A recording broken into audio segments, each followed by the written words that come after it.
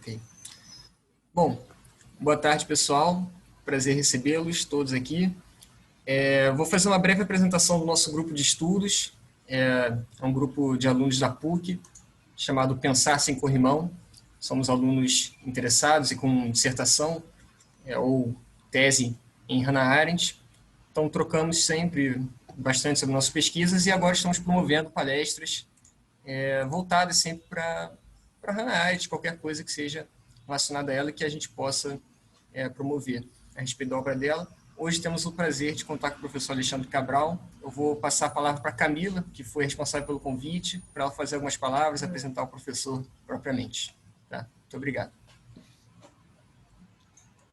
Olá, gente, eu sou a Camila. Então, o professor Alexandre é formado em Filosofia e Teologia, mestre em Filosofia pela UFRJ, doutor em Filosofia pela UERJ, doutor em Teologia pela PUC-Rio. Tem 16 livros publicados e diversos artigos em revistas especializadas. É o pai da Luísa e do Tomás, marido da querida Rosana, meu amigo, meu mestre. De manhã eu estava pensando, em escrever alguma coisa para fazer uma introdução do seu texto, e era até o que eu estava comentando aqui com as meninas um pouco antes. A gente está vivendo um período muito triste, né? Muito triste e pesado, assim.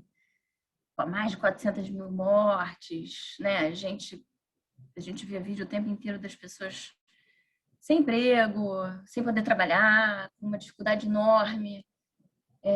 Isso é pesado. E aí, ontem, né, com a história da creche, um cara que entra na creche, mata 3 crianças, e a morte do Paulo Gustavo, que é uma pessoa alegre, eu particularmente gostava muito dele, e eu estava bem, bem triste. E aí, enfim, resolvi pegar um texto aqui, na verdade uma letra de música para falar.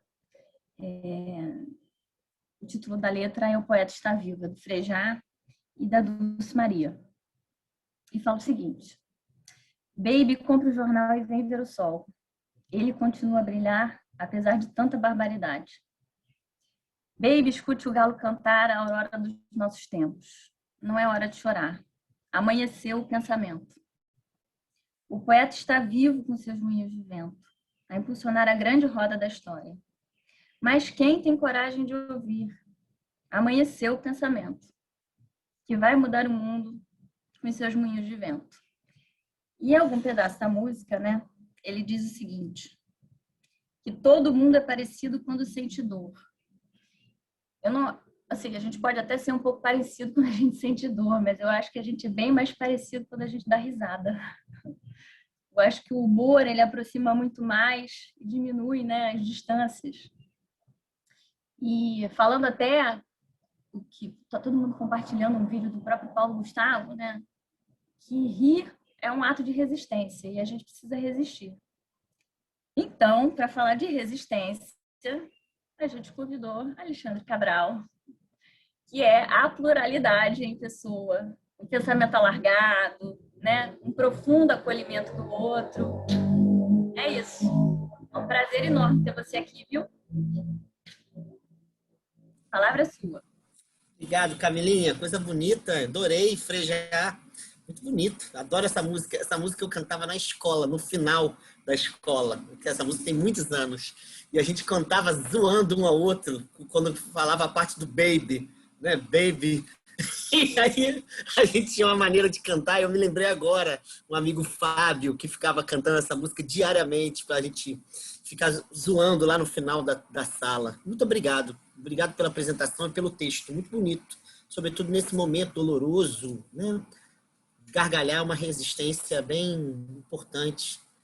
Ser palhaço, palhaça, são formas da gente mostrar que ainda vale a pena, não é isso? E estou vendo alguns rostos aqui conhecidos. Isaac e Larissa, Carlinha, minha amiga Clarice, que trabalhou com Paulo Gustavo. Tá aqui.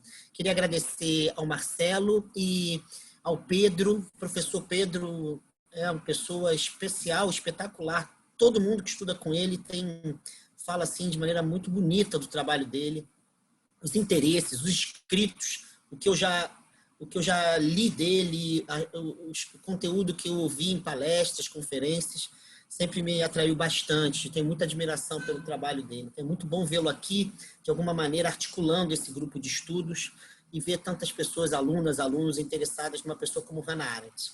Eu dei como título desse nosso encontro, que eu espero que na minha fala seja breve, para ouvir vocês e a gente discutir um pouquinho, eu dei como título Mundo e Visibilidade. Exatamente porque a noção de mundanidade em Hannah Arendt tem a ver com visibilidade. O espaço da aparência é um espaço de visibilidade, obviamente.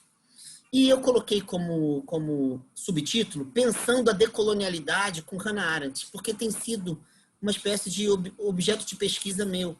Há alguns anos eu venho estudando Hannah Arendt e um pouquinho depois eu comecei a ler os textos decoloniais, porque em teologia eu me interessei muito e fiz inclusive trabalhos, artigos, monografias, até capítulos de livros sobre teologia da libertação e filosofia da libertação.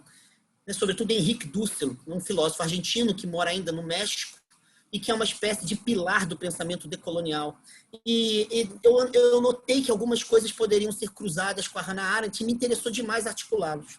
Meu último artigo, esse ano, na revista Ecstasis, é exatamente sobre o tema que eu vou tentar articular aqui, o tema da iniquidade, e eu tento articular Santo Agostinho, Hannah Arendt e pensamento decolonial. É essa articulação. Exatamente para compreender um pouco do que seria algum aspecto da experiência nossa do coronavírus, o caráter político dessa experiência, né, sobre a qual eu vi que o próprio professor Pedro escreveu recentemente. Então, o que eu vou fazer aqui não é o trabalho de nenhum especialista.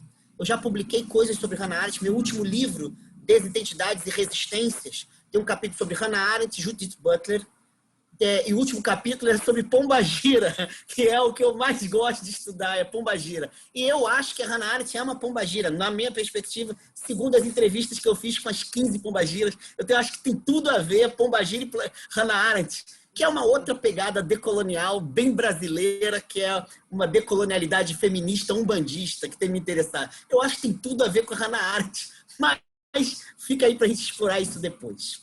Então, o que me interessa aqui, mais do que o trabalho de especialista, vocês com certeza são bem melhores do que eu, como que a gente pode se apropriar da Hannah Arendt para fazê-la falar o que ela não falou por si mesma, para confrontá-la com questões que são questões das Américas, da África Negra, da Índia, que são questões brasileiras e que, de alguma maneira, podem repercutir na obra dela, e a obra dela pode trazer alguma luz para essas questões, que é o que está em jogo nos pensamentos decoloniais em geral.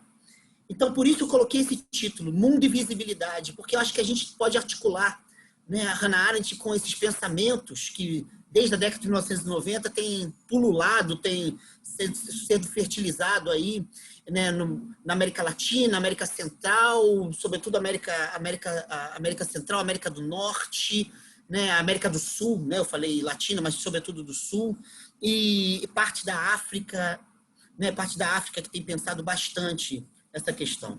Então, eu queria pegar como fio condutor um elemento que me parece, nas leituras da Hannah Arendt, no Brasil e muitas vezes fora do Brasil, que a gente deixa de lado. Na verdade, são dois elementos. O primeiro elemento é o fato de que a Hannah Arendt é uma fenomenóloga. Hannah Arendt faz fenomenologia. Ela não faz genealogia nietzschiana nem Foucaultiana.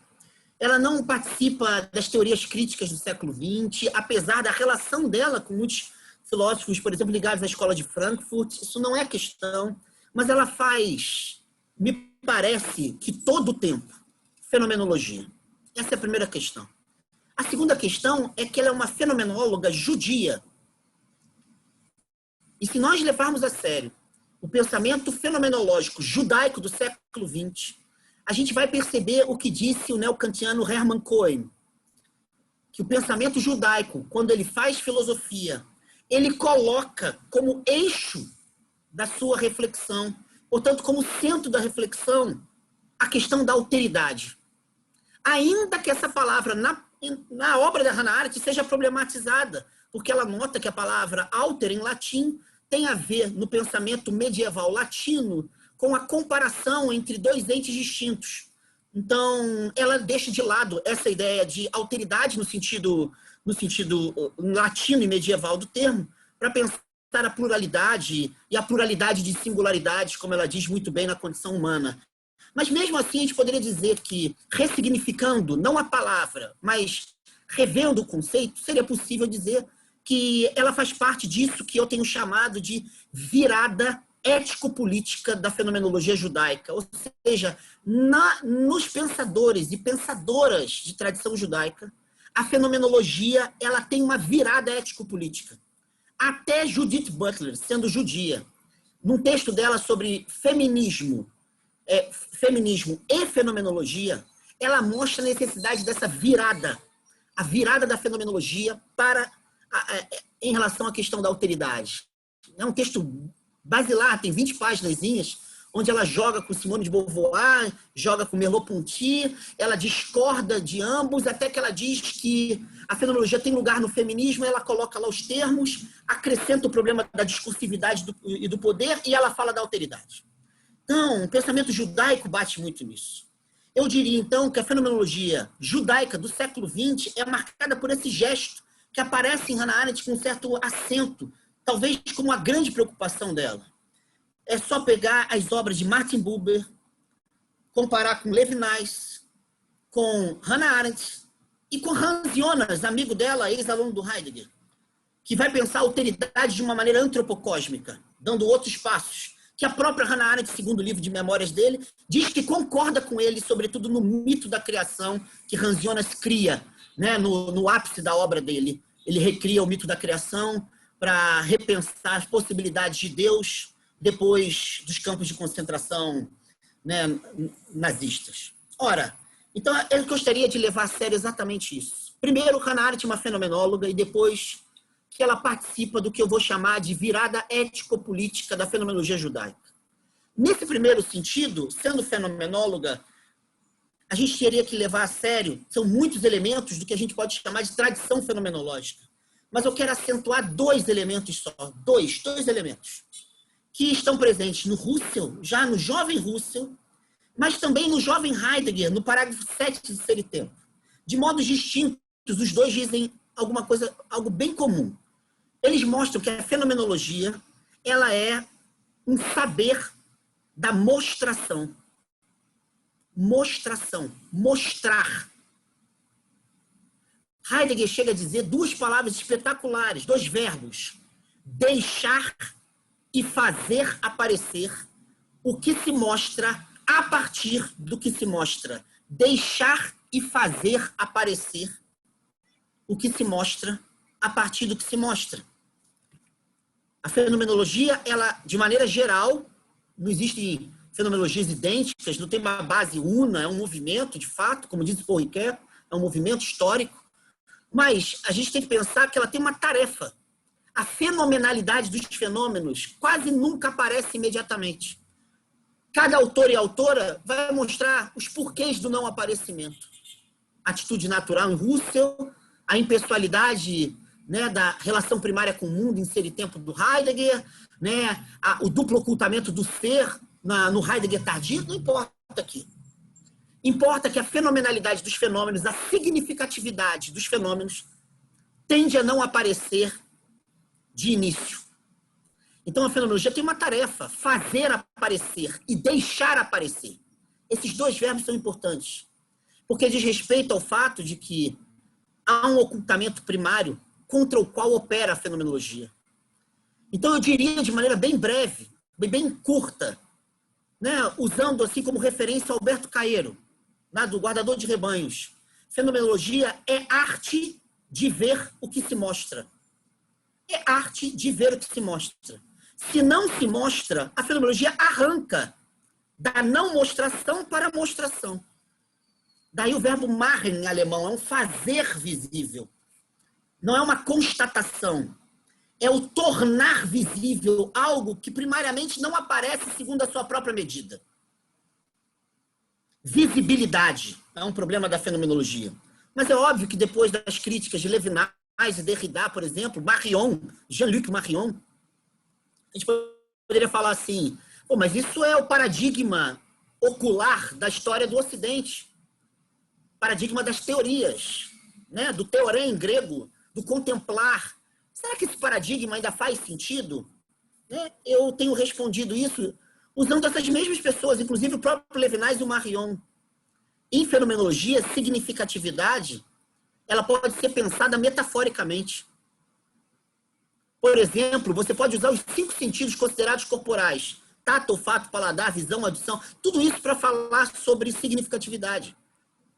Por exemplo, Levinas chega a falar que na tradição judaica, né, o verbo que está ligado a algum sentido nosso tem muito mais a ver com escutar do que com ver. Porque a tradição de Israel, ela diz Shema Israel, né? Ouve Israel, escuta Israel. É uma tradição ligada à audição, muito mais do que à visão. Tudo bem, mas ele diz que a significatividade do fenômeno da escuta tem que se revelar por si mesma. Então, visibilidade, ausculta, toque, né, paladar, nesse caso, diz respeito à significatividade de um fenômeno, em que um fenômeno, segundo a sua medida, é segundo ele próprio. Independentemente do paradigma visual, o que interessa aqui é a significatividade de um fenômeno.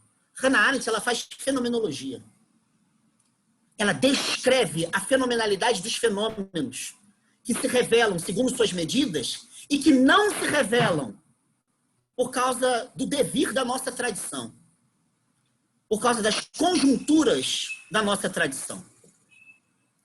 Segundo elemento que me interessa demais aqui é o fato de que ela, sendo judia, ao meu ver, ela é marcada por um conceito que não aparece com esse termo na obra dela, mas que atravessa a obra dela inteira.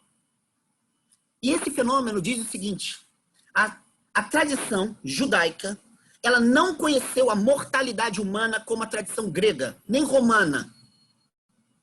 Ela não conheceu o fato de que, diante dos deuses e deusas do Olimpo, nós somos considerados e consideradas mortais. Aparece na epopeia, na teogonia de Hesíodo, nos trabalhos e os dias também de Hesíodo, nas tragédias como, por exemplo, Antígona, quando o coro canta ó mortais. Ou seja, assim como também Aristóteles em Platão, assim como também no estoicismo, assim no estoicismo latino de Sêneca, nós somos chamados de mortais. E em relação à mortalidade, há muitas maneiras de se pensar a glória da condição humana. Hannah Arendt fala, por exemplo, né, na Vida do Espírito, quando ela fala, né, sobre a tarefa do pensamento nessa Grécia, ela fala que o pensamento está ligado à imortalidade. A possibilidade de promoção e de criação da imortalidade. A imortalidade do herói, da heroína, né? Ou a imortalidade da vida ética, em alguns contextos. Depois ela vai diferenciar até chegar ao problema de Sócrates, que é o que interessa a ela. Mas existe uma glorificação da condição humana pela via da mortalidade. É possível a glória, e nesse sentido o brilho, o esplendor, por meio da assunção e da afirmação da condição mortal que é a nossa. Isso reaparece nas obras de Nietzsche e Heidegger, por exemplo. A possibilidade de uma glorificação ontológica da finitude. A tradição judaica não conhece essa mortalidade. Por exemplo, se a gente comparar o livro de Gênesis, 3 primeiros capítulos, com Babel e Sião, uma obra genial do Camões, do pai do nosso idioma, né, do Camões. O Camões chega num certo momento que diz assim: fraqueza da humana sorte. Quanto da vida passa, está recitando a morte. Ou seja, a vida finita, ela recita a morte como um poema seu. Isso é maravilhoso que a gente pensar assim. A tradição judaica não conhece isso. Primeiro porque a mortalidade aparece depois das transgressões de Adão e Eva. E depois que a primeira experiência concreta e histórica da morte, com muitas aspas no histórica, se dá num fratricídio. Caim mata Abel. Capítulo 4 do livro de Gênesis. Em outras palavras, a tradição de Israel conhece a mortalidade pela via da transgressão e do assassinato. E por isso cria um conceito que é muito importante nessa tradição para assinalar o tipo de mal que nasce da lógica do assassinato. Esse mal se chama iniquidade. iniquidade. Vocês podem ler o Primeiro Testamento da Bíblia, a Tanar judaica. Vocês podem ler as epístolas paulinas, que é um judeu que se está falando ali, retorna constantemente à iniquidade. Paulo chega a dizer que o iníquo é aquele que regozija-se na injustiça. A grande crítica dos profetas maiores da tradição judaica é em relação à iniquidade do clero do seu tempo e dos políticos do seu tempo, sobretudo a figura do rei. Iniquidade. Isso é importante porque Hannah Arendt era especialista em Santo Agostinho. Santo Agostinho foi o primeiro autor que, de fato, transformou a pergunta de onde vem o mal para a pergunta o que é o mal. E mostrou para a tradição neoplatônica que, antes de dizer de onde o mal provém, é necessário definir o que é o mal.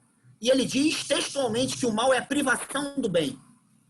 É a desintegralidade, a desintegração da condição plena de uma certa natureza finita. Isso é o mal.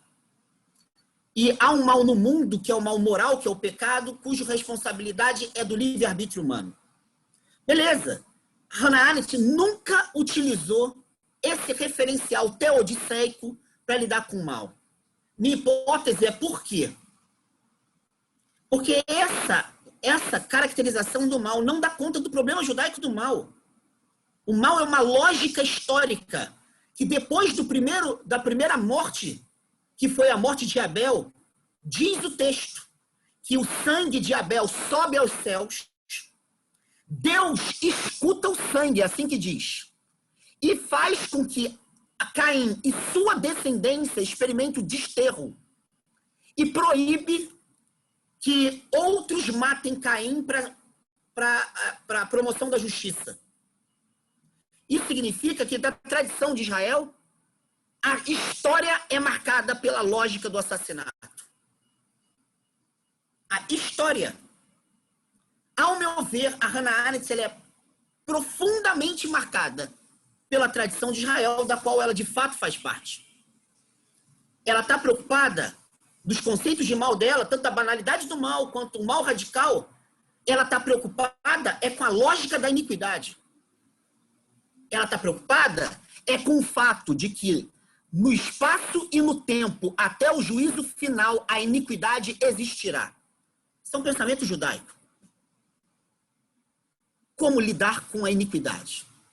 Nas condições totalitárias, a Hannah Arendt nota que a noção de mal exercida nesse tempo, vou chamar de tempo aqui, vai lá, ela diz respeito a uma espécie de desfenomenologização do mundo.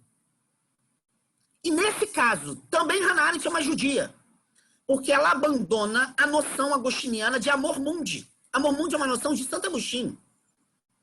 Santo Agostinho diz no comentário, a primeira epístola de João, que mundo tem 3 significados. A Hannah Arendt cita isso na tese de doutorado dela.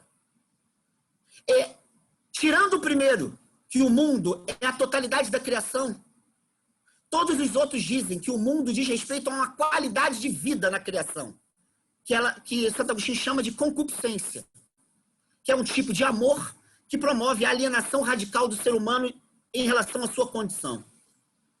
Em outras palavras, tudo que nós fazemos por amor, porque o que comanda o ser humano, em última instância, é a vontade. A vontade é uma potência promotora de conexões, e quando o ser humano tem como sentido último da sua vontade, não o criador, mas alguma criatura, pode ser o eu humano, pode ser o dinheiro, pode ser o sexo, pode ser a árvore.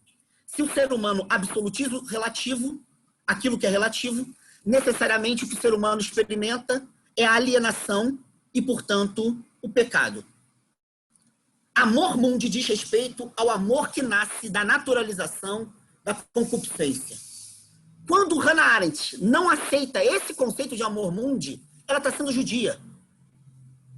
Mas muito judia. Não é pouco, não. Porque para a tradição, para as tradições judaicas, é só olhar o Talmud, as discussões dos rabinos em torno da Torá. Ou olhar a outra tradição, que quem gostava muito era o Buber, que a própria Hannah Arendt considera o grande mestre da juventude alemã do pré-guerra. Quando você pega exatamente o Buber, ele vai ao Hassidismo judaico de Baal Shem Tov, século XVIII em diante. Essas duas grandes tradições, existem outras, essas duas grandes tradições, elas dizem o seguinte, que o mundo é o palco de introdução da justiça. Então, o mundo é o palco da introdução da justiça. Em alguns textos racídicos diz introdução da justiça misericordiosa. Ainda qualifica a justiça. Por que é importante isso para cá?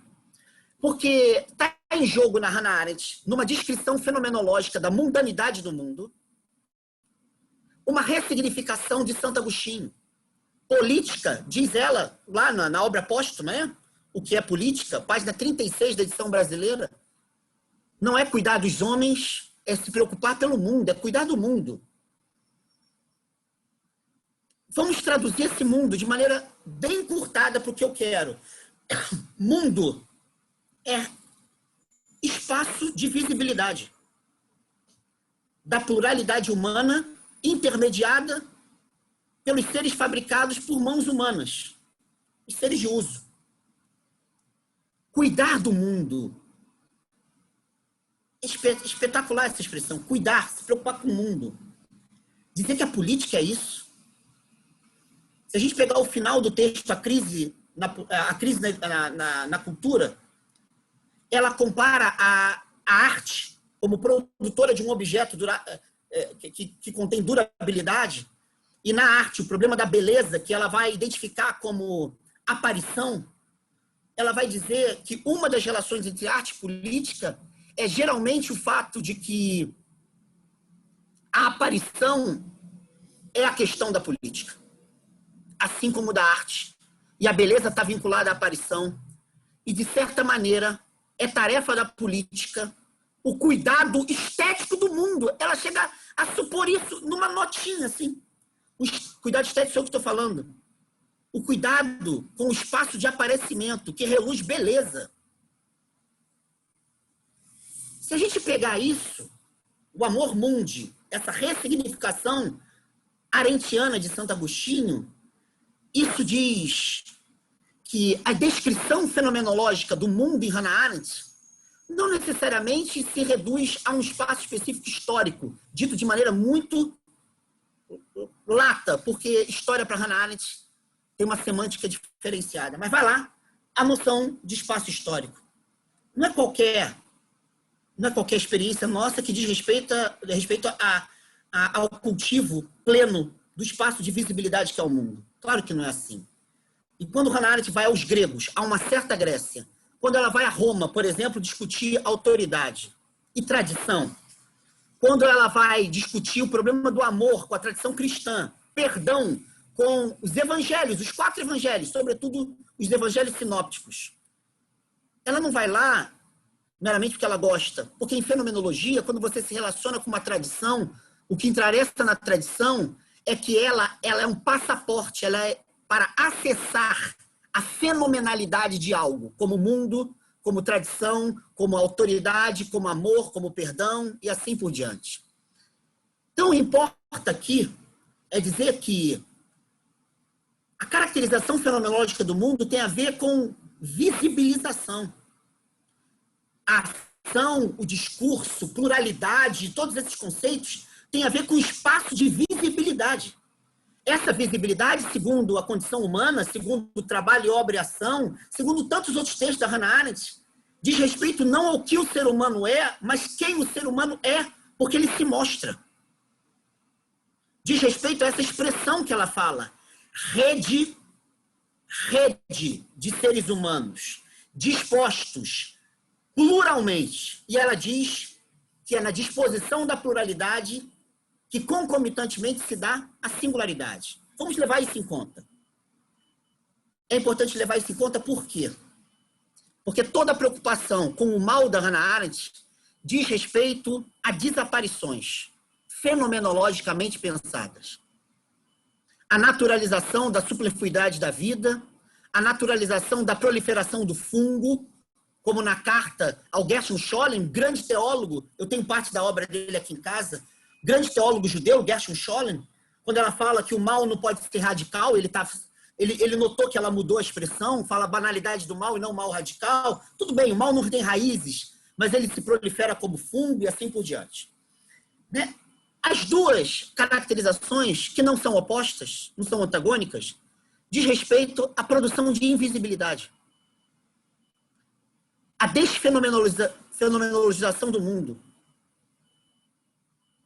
O que está em jogo nos pensamentos decoloniais é exatamente isso. É exatamente aquilo que a Achille Mbembe vai falar de maneira dúplice, que é a produção de mundos de morte e de vidas mortas. Mundos de morte e vidas mortas. Tanto mundos de morte quanto vidas mortes são qualificações. São modos específicos de ser sem aparecer plenamente. Na Crítica da Razão Negra, o Achille Mbembe diz muito claramente que o medo é necessário para a lógica colonial, porque é necessário não ver quem aparece. É necessário não ver quem aparece. Naturalizar o desaparecimento, naturalizar a invisibilidade, faz parte da lógica colonial. Só para levar alguns elementos aqui em jogo nesse tipo de pensamento, pensamento decolonial, que é muito plural, e não estou aqui para falar disso, só vou pincelar algumas coisas. Na lógica colonial, o que está em jogo é que o colonialismo ou a colonialização do século XV em diante, 1492 em diante, as neocolônias do século XIX até século XX, né, levando em conta Senegal, Argélia, assim como as Américas, a África Negra, o que está em jogo é a implementação de uma lógica que se refaz e se desfaz ao longo do tempo e que se quer universal. E, portanto, se a modernidade europeia se compreende como autoesclarecida, civilizada, progressivamente constituída na ideia de progresso e de evolução, nas ideias de progresso e evolução, o que os pensamentos coloniais vão mostrar é que a condição da modernidade é a colonialidade. A mesmidade europeia diz respeito à alteridade negada de povos, de tradições, de epistemologias, de relações de poder, de modos de ser, de afetos, de sabedorias e assim por diante, que são vistas como outras porque são vistas como menos. Então, como disse Nelson Maldonado Torres, na lógica colonial, a relação entre mesmo e outro deixa de ser entre o eu e a alteridade para promover a catástrofe metafísica na relação senhor-escravo. Eu vou chamar isso, como tem chamado em alguns lugares, de desalterização. O que é desalterização? É o sequestro da fenomenalidade, da alteridade enquanto irredutibilidade. O outro como inassimilável e radicalmente diferente de uma medida identitária dada por um eu. Na lógica colonial, o outro torna-se menos ser. O que nos estudos decoloniais se chama de subontologia. São as subontologias que são naturalizadas. E por isso que esses dois tripés dos pensamentos decoloniais são importantes. Ser, saber e poder, ontologia, epistemologia e política, para assinalar como que a colonialidade ela se ramifica e esses ramos se articulam entre si, mas esses ramos só se afirmam historicamente mediante essa relação interseccional de raça, gênero e classe. Até porque todos os pensadores e pensadoras decoloniais, discordando da Hannah Arendt e do Foucault, não pensam o problema da raça como um problema europeu, derivado sobretudo do final do século XVIII e que se torna um problema epistemológico no século XIX. A racialização começa em 1492. Por isso que o Henrique Dussel diz que antes do eu penso, logo existo, cogito cartesiano, século XVII, O que há é o ego conquiro, o eu conquisto, como condição do eu sou. A conquista vem antes da afirmação do eu europeu. E, portanto, o eu europeu só é europeu porque ele identifica num outro que é racializado, no caso, ele inventa a noção de indígena. Ele inventa a noção de indígena. Tem nada a ver com as Índias. Povos originários não tem nenhuma relação com as Índias. Índia é uma invenção colonial. Assim como inventa a noção de negritude, que diz respeito a uma racialização que se torna hegemônica e que atravessa, com várias versões, a história desse tipo de planetarização da dominação europeia. O que interessa para mim aqui? É que a Hannah Arendt, ela jamais compreenderia isso como um mundo no sentido fenomenologicamente afirmativo de algumas de suas análises. Mas os pensadores e pensadoras decoloniais, como eu disse, do Achille Mbembe, pensa isso como mundo. E esse mundo como a naturalização histórica da hereditariedade de invisibilidades. Eu trabalho há muito tempo com população em situação de rua e há pouco tempo com prostitutas pobres da Vila Mimosa. É um grupo interdisciplinar. Eu conheço um cara que está há 40 anos na mesma rua de Botafogo, aqui no Rio de Janeiro. A lógica colonial, se ela atravessa noções como gênero, raça e classe, ser, saber, poder, ela tem hereditariedade. Ela produz o futuro do mesmo.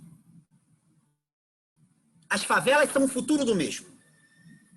Eu trabalho com pensamento religioso há muito tempo. Fiz um livro sobre o Zé Pilintra da Umbanda, que foi pedido por ele em 2019, não foi por mim. Ele nem gosta de se chamar de Zé Pilintra, ele gosta de chamar de Mestre Malandrinho. Tá lá, Teologia da Malandragem. Leiam o que ele me fala sobre a lógica colonial no meio do livro. A mãe de santo só terminou o ensino médio, uma mulher negra, e veio da favela do Rebu, zona oeste do Rio de Janeiro, pobre. Violência sexual sofreu a balde. Planejando o último capítulo desse último livro sobre Pombagira, eu quis ir a terreiros que são terreiros com matrizes africanas acentuadas, porque existem muitas umbandas. Entrevistei 15 pombagiras. A pombagira dessa mulher negra, ela disse o seguinte, são 11 perguntas que eu fiz para 15 pombagiras. Inclusive da Baixada Fluminense, por exemplo, em Nova Iguaçu, estive lá, entrevistei e tal. Ela disse o seguinte, meu filho, vocês podem ler, está no livro essa parte da entrevista. Meu filho, mulher preta nasceu para se fuder. Pombagira é isso, não tem frescura acadêmica, não. Não tem esses discursinhos todos que eu estou falando. Mulher preta nasceu para se fuder. Aí vem Pombagira, levanta a saia e manda se fuder. E ri na cara, não de qualquer um, mas do machismo e de quem manda em mulher. É assim que está lá, pode ler lá. E aí eu continuei conversando e ela diz assim, a gente vê mulher branca também, que também é submissa. Mas importa a mulher preta, que é mais ainda. E por isso, aí eu perguntei para ela, mas o nome dessa pombagira, Maria Padilha, rainha do cabaré. Perdão, rainha das 7 cruzilhadas. Eu disse assim, mas existe uma outra Padilha que é a rainha do cabaré. Por que o puteiro é um lugar central? Resposta dela. Porque a gente está lá para mostrar que aquilo ali não é bagunça, não. Que ali tem mulher e tem gente. E essas putas não estão ali só porque querem. Quase sempre precisam. E puta, às vezes, dá ombro para homem. Isso que vocês aí chamam de quê mesmo? Eu falei, não entendi, até que ela me fez entender psicóloga. Ela falou, essa puta pode ser psicóloga. Então não vai chegar macho nenhum, lá para bagunçar vida de mulher. Então, a gente se faz ali. Eu estive na Vila Mimosa esse ano, depois que eu peguei Covid, para conversar com algumas prostitutas, para falar lá da implementação do trabalho. Eu fui, não a um puteiro, não, fui a vários puteiros. Quem aparece nos puteiros? Todos os puteiros que eu fui, pombagira. pombagira e malandro, mas em todas tinha pombagira, malandro nem em todos. Por quê? Porque é aqui que me interessa. Porque pombagira é o fazer visível da fenomenologia. É fazer mundo ser mundo, que eu acho que a gente tem que levar a sério a Hannah Arendt descritivamente. E pensar as possibilidades do fazer visível. Fazer aparecer o que historicamente foi naturalizado como não aparecível. A gente tem que complementar um pouco Hannah Arendt. Hannah Arendt deixou de lado no problema lá de Little Rock, que lá é brincadeira da Hannah Arendt. A gente não pode levar a sério o problema do racismo, como ela fala lá. Ela depois se desculpa, não importa. A gente não precisa ser capacho de autor e de autora. Essas pessoas podem nos fecundar. E me interessa que quando eu vou a uma roda de samba, quando eu vou a pombagira, ou quando eu estou num terreiro de candomblé e Exu vira num filho de santo, uma filha de santo dele, eu estou lidando com possíveis ações, no sentido da Hannah Arendt, que foi ressignificado muito bem pela Judith Butler. A Judith Butler diz que a ação, ela está usando Hannah Arendt, transforma o sujeito ao poder, no sentido Foucaultiano, ao sujeito de poder. Eu traduziria dizendo que a gente pode pensar também, não só a ação em Hannah Arendt, que ela diz cujo atributo é a liberdade, né? No texto sobre liberdade, que é a liberdade, a gente poderia dizer que ação é possibilitação de visibilidade. E por isso é preciso pensar em terreiros como lugar político. É preciso pensar nas comunidades Yanomamis. É preciso pensar na fala do Krenak. É preciso, sabe, do Ailton Krenak. É preciso pensar. Decolonialidade, esse D, segundo o Nelson Maldonado Torres e o Mignolo, dizem respeito à noção que vem da década de 1950 da América Latina de libertação. Libertação. Esse D, essa virada, esse giro decolonial de produção de visibilidade de existências naturalizadas como invisíveis, eu acho que a gente poderia pensar, isso é tarefa do caráter mundanizador da decolonialidade. Produzir condições de mundaneidade no sentido da Hannah Arendt, espaços de visibilização, de ausculta de discursos plurais, de agenciamento de ações também plurais, orquestradas, concertadas, como elas chamam ou não, na noção dela de poder. É necessário pensar o mundo da Hannah Arendt em condições de decolonialidade, não somente como descrição fenomenológica, que é o que ela faz muito bem, e analisa muito bem a alienação do mundo, ou o niilismo contemporâneo por meio da ideia que ela refaz de Nietzsche, a ideia do deserto, de 1955 ela escreve isso. É necessário tudo isso. Mas talvez seja necessário pensar que mundo é fazer mundo. Porque ela diz que mundo é artifício humano. Não é isso? Então, se ela é uma fenomenóloga e judia, mundanizar é desnaturalizar a iniquidade. É mostrar que a visibilidade é maior do que o mal de iniquidade. É fazer com que as pombagiras gargalhem. Sabe? Que preto velho e que preta velha falem um ser. Eu entrevistei vovó Cambinda do Cruzeiro das Almas. Eu posso um dia ler para vocês. Ela termina a entrevista dizendo que a gente está na pandemia. E ela disse assim, eu entrevistei ela por videochamada. Olha que loucura. Deixaram, né? E ela termina dizendo assim, agora que está todo mundo em cativeiro, todo mundo sabe o que é um cativeiro. Sabe que não é bom. É preciso não baixar a cabeça para nada e para ninguém. Porque ninguém nasceu para viver em cativeiro. Isso é mundo. Se não é mundo, se ela não disse isso, a gente pode dizê-lo. Era isso que eu tinha. Foi um prazer estar aqui. Muita gente que eu gosto, que eu vejo, e um professor que eu admiro. Muito obrigado. Foi um prazer enorme recebê-lo, professor. De verdade, adorei a sua fala. Estou até organizando aqui as perguntas ainda na minha cabeça, são muitas.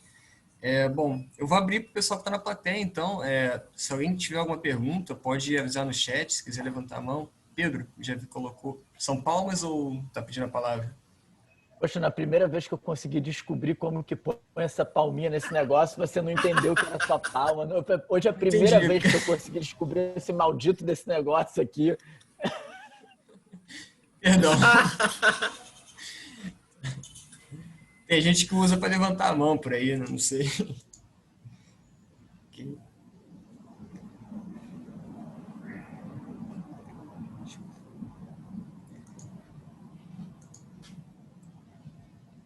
Enquanto isso, professor Dil, que eu fiquei muito interessado no seu livro, tem um conhecimento quase nulo, né? A questão dessas religiões, coisas assim. Mas essa ideia da Hannah Arendt como uma pombagira, ou tudo que você falou no começo, durante sua fala, parece muito interessante.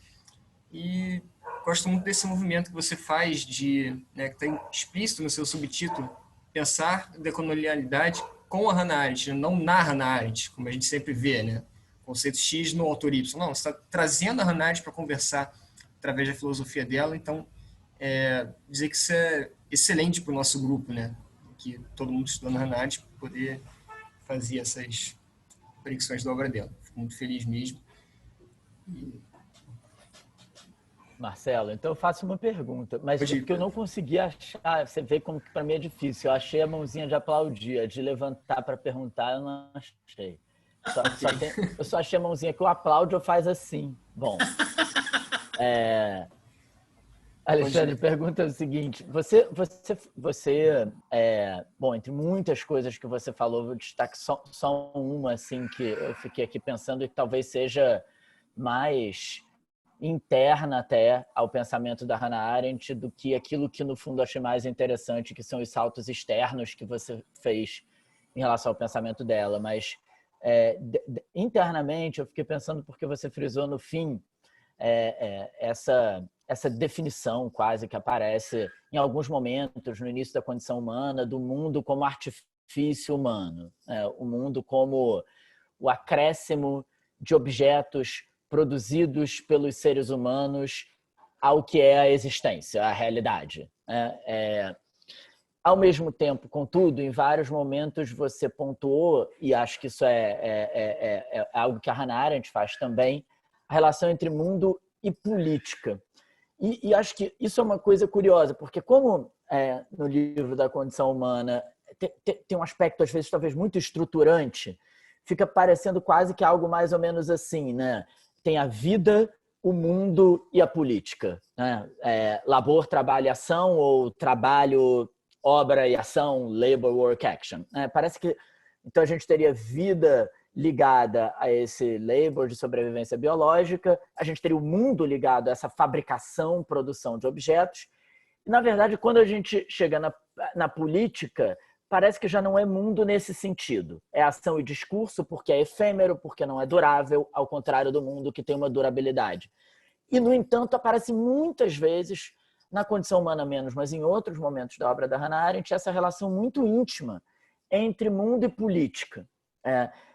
Então, a minha pergunta para você era um pouco nesse sentido, assim, em que medida a definição de mundo como artifício humano que aparece na Condição Humana durável pode ser tomada de maneira tão rígida ou tão firme quando a gente pensa no cuidado com o mundo e que já parece um mundo que é o mundo do aparecer plural dos seres humanos entre si.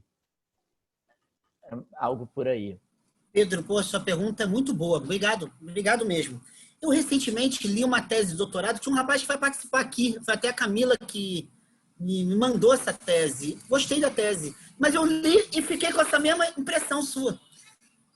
Exatamente, eu acho, assim, que eu agora particularmente pensando, a partir do que você disse, eu acho que os dois sentidos têm um certo artifício, eu até pensei quando eu falei artifício, eu falei, é uma definição genérica, mas ela está pensando sobretudo na condição humana com os objetos fabricados, né? Ela está pensando na lógica do uso, não é isso? A estabilização que aquilo produz e que promove mediação da pluralidade humana, né? Mas também o outro tem um certo caráter não natural, né? A outra significação que você chamou aí, maneira bem legal de política propriamente dita. Eu diria assim, lendo a tese desse rapaz e lendo os textos dela, eu diria que a Hannah Arendt, ela cai, como todo grande autor e autora, numa certa polissemia, que às vezes ela não para e fala assim, né? Peraí. Mas eu acabei de usar essa palavra, tinha um significado A. Agora tem B aqui, a galera que vai me ler vai pensar o quê, né? O que a gente exige tanto dos alunos, das alunas na tese, na dissertação, eles e elas meio que passam por cima, né? Pô, Heidegger, quantos conceitos de mundo tem Heidegger? Só eu identifiquei 4, né? Estudando lá as coisas. E Nietzsche, então, não vou nem tocar. Mas eu acho que a Hannah Arendt, ela tem isso. Por hora, ela pensa a pluralidade, discurso, ação, a visibilidade, a aparência e tal, quase como sendo propriamente a noção de mundo dela. Por outro, ela diz que isso aí é o espaço, né? Ela diz que isso aí é um espaço da imprevisibilidade e tal. E aí? Aí ela diz que o mundo é artifício humano no sentido da fabricação humana, ou você falou, né, da obra, na outra tradução e tal. Eu acho que tem uma certa polissemia. Eu diria assim, eu gosto de tensionar os dois, né? Até minha fala foi propositalmente essa. Para dizer que, de certa maneira, eu acredito que ambas as noções, elas se integram. Porque a gente já nasce num mundo que nos foi legado, tanto no âmbito da fabricação, quanto da articulação da pluralidade, como a gente sai de um mundo e o mundo perdura. Os dois perduram nesse caso. A pluralidade humana, a gente sai de um mundo, né, onde outras gerações estão aí, como as coisas fabricadas também estão, de certa maneira, aí. Eu gostaria de saber, pela sua pergunta, também, você pode tentar responder também, a noção de cuidado do mundo, ela também tem a ver com os artefatos humanos? Se a gente levar a sério a crítica dela, a noção de economia política, o fato da casa ser a medida, portanto, a noção de sociedade, né, do espaço da visibilidade, de certa maneira, ela está dizendo que isso é uma merda, né? Ela está dizendo que o reino dos artefatos ele se reduz ao verbo consumir também. Sociedade do consumo, para Hannah Arendt, é uma merda. Isso atua no espaço da visibilidade. E isso tem relação com os artefatos também. Então, a noção de economia política, que ela diz que é uma contradição e uma aberração lá na condição humana, está incidindo nesses dois eixos. Então, será que a política ela não tem que cuidar dos dois eixos? O fato de que consumir é consumir, usar é usar, agir é agir, e que consumir e que usar e agir, eles fazem uma relação de intercâmbio aí? Também não sei, Pedro. Me ajuda aí, dá uma luz aí para mim, cara. Eu acho que tem uma relação aí, né? Que o cuidado diz respeito a ambos. Mas acho que muitas vezes ela centraliza esse cuidado no âmbito só da pluralidade pela pluralidade, né? Não sei o que você acha. Eu vou falar muito rápido, só o que eu acho, já que você pensou, só porque já tem outra pergunta. Eu acho que o que para mim parece que a Hannah Arendt acha que o cuidado com o mundo é voltado sobretudo para a política, no sentido desse aparecer plural. E eu acho digno de nota nessa leitura bem fenomenológica que você faz, Alexandre, né, que o começo do capítulo sobre a ação na condição humana fala de revelação. Tem um peso usar isso, né? Eu acho que nesse sentido tem muito sentido isso que você está dizendo. Mas eu acho que isso que ali acontece, como ela tantas vezes chama a atenção, é o que parece ser o mais frágil, o mais delicado, o mais efêmero. E por isso, talvez, o que mais exija cuidado. Como se o mundo dos artefatos ele tem por si uma capacidade de autossustentação, talvez, maior do que isso que ela diz mesmo. É a única coisa que parece que não tem um esteio sólido, porque o labor tem a natureza e de algum modo. Quando você na fabricação ou no trabalho, você tem os objetos. Quando a gente está falando dessa revelação do quem, na ação, no discurso, são só as pessoas com as pessoas. É discurso e ação. Então, talvez isso seja aquilo que mais demanda cuidado, porque se não cuidar, é muito fácil não aparecer o aparecer, digamos assim. Mas é só uma observação rápida, já que você falou. Concordo com você. Concordo. Acho que é por aí mesmo. A gente teria que pensar, talvez, Pedro, ouvindo você falar, em certas condições, por exemplo, na noção de sociedade, cultura de consumo, sociedade do consumo, se esse cuidado do mundo com a vulnerabilidade ou fragilidade dessa pluralidade, será que isso também não incidiria, em certo aspecto, com a questão do uso, já que o uso está subjugado, subsumido pela lógica, vou falar desse jeito, da vida biológica corporal, né? A lógica do domus, da casa. Mas eu concordo com você, concordo mesmo. Desculpa, gente.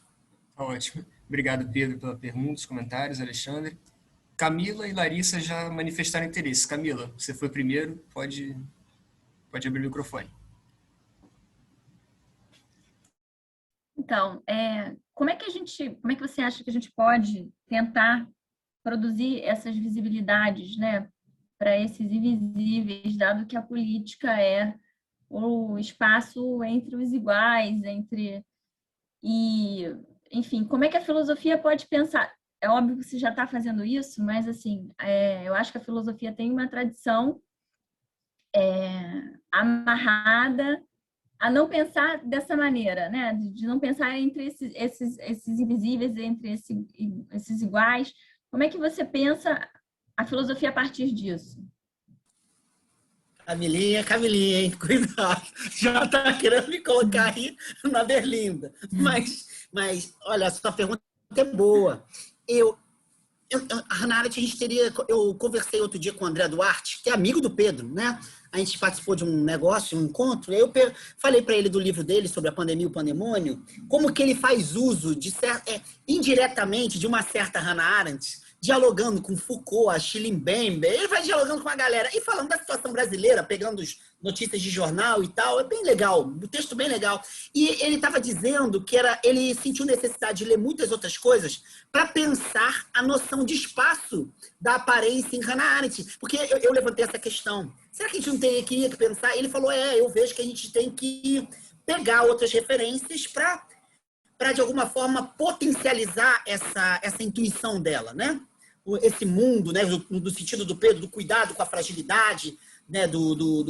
Da pluralidade humana e assim por diante, do quem humano, né? Eu diria assim, fazendo agora o uso de outras referências. Quando o pensamento decolonial, derivado dessa relação com Henrique Dussel, ele vai falar em decolonialidade, ele faz uma referência a uma noção que eu gosto, que é mais ou menos marxista, mas não é bem não, é chamada praxis libertadora. O que é uma praxis libertadora no pensamento da filosofia da libertação latino-americana? É o outro como menos afirmar-se como outro como irredutível. O outro como menos afirmar-se como outro irredutível.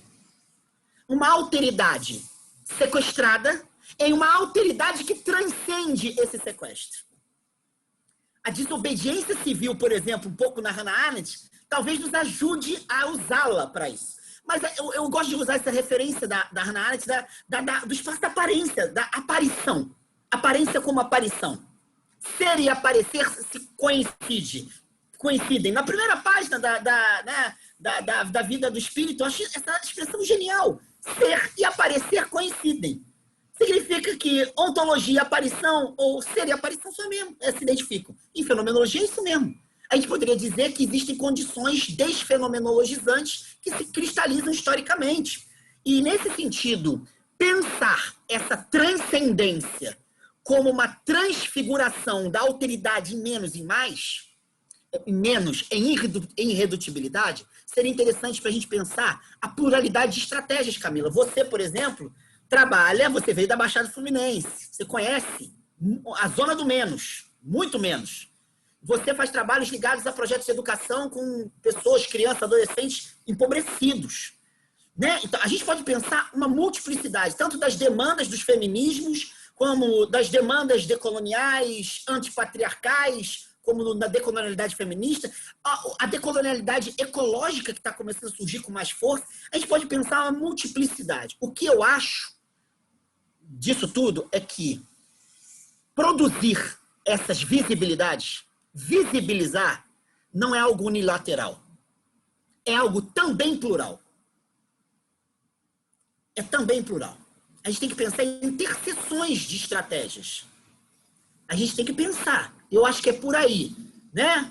A gente tem que pensar tanto a arte, independentemente do que a Hannah Arendt disse, as artes, né? Incluindo aí a literatura, com certeza, mas também pensar performances diferenciadas, pensar as mídias, pensar tudo sob a ótica da fenomenologização de alteridades desalterizadas. E pensar as interseções, aquilo que o Deleuze disse muito bem. Quando falam para mim, você é homem, hétero, branco, eu também, mas eu também sou Alexandre. E ser um Alexandre é se pensar como intercessor, interseção, né? Como o Deleuze disse também. A gente está para produzir interseções, veicular vozes. Pombagira não vai vir aqui falar, mas ela falou comigo, eu te escrevi. Elas autorizaram, não uma, 15. O Zé Pilintra tá aqui, botou na sala, tem aqui o Zé Pilintra, que ele me deu o chapéu dele. E eu falo, eu não tô nesse lugar, eu não sou médium. Eu não incorporo. Minha esposa incorpora, porque ela foi comigo para dar uma palestra, ela incorporou. Olha que maluquice. E agora eu tô aqui em casa, aparece uma galera aqui, Preta Velha, todo mundo aparece aqui em casa na pandemia. E falam comigo e mandam um recado. E me dão fora. Que me dão fora. Hein?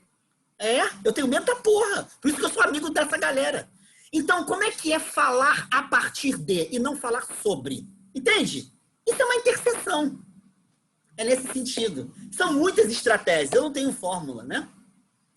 Gente, eu ainda tenho que dar um outro curso. Eu tenho que sair daqui. Mas, olha, me perguntaram aqui, Gabriel.